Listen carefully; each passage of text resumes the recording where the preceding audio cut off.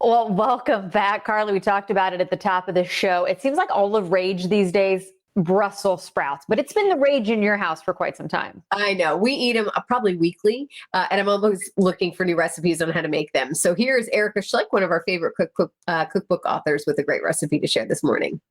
Roasted Brussels sprouts are the quintessential side for fall and winter, but have you had shaved roasted Brussels sprouts? Now, the best thing about these is they're nice and thin, but they're gonna get super crispy, and this is gonna be your go-to way for doing your roasted Brussels sprouts all season long.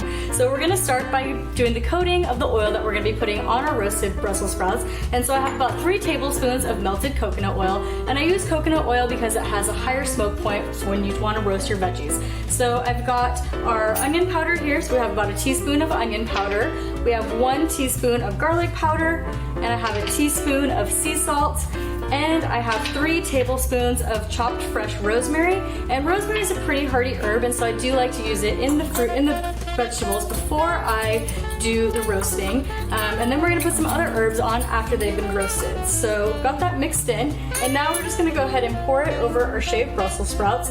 And you can either shave these with a knife, you can do it in your food processor. They actually sell them in the grocery stores already shaved now, so I feel like the grocery stores are ahead of us and already know that this is gonna be big for the fall season. So we're just gonna go ahead and use a fork and make sure we get that oil tossed all over our Brussels sprouts with the different herbs.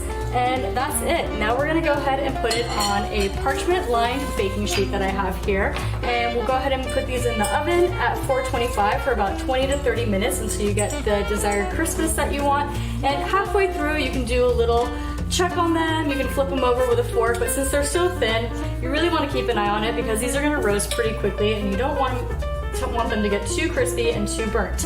And so that is it. We're gonna go ahead and pop these in the oven, and once they're out, we'll put the finishing touches and flavoring on it.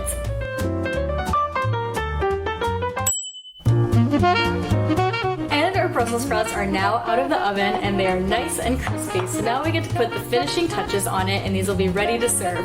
So I like to add some slivered almonds. So we have about half a cup of slivered almonds, and that's gonna give it a really nice crunch with the crispiness of the Brussels sprouts. And then I have some fresh thyme, and I like to add the thyme afterwards. It's more of a fragile herb that doesn't really do too well when you're roasting it at high temperatures the way the rosemary does. So we'll go ahead and just get this mixed in here, get it combined, and then the last step is completely optional. If you're on a dairy-free diet, you won't want to do this, but if you do include a little dairy, we can add a little bit of Parmesan, and that is just going to give it a really nice kind of salty, crunchy flavor along with all the vegetables.